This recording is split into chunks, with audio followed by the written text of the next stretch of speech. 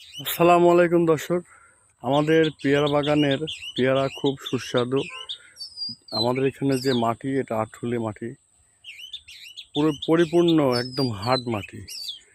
এখানে পেয়ারা খুব টেস্ট, খুব মিষ্টি হয় এবং খুব স্বাদের। আর পেয়ারা এই সময় ফুল হচ্ছে। আর পেয়ারা গাছ 3 ভাগে কাটিং করা, 40টা করে ভাগ করে কাটিং করা।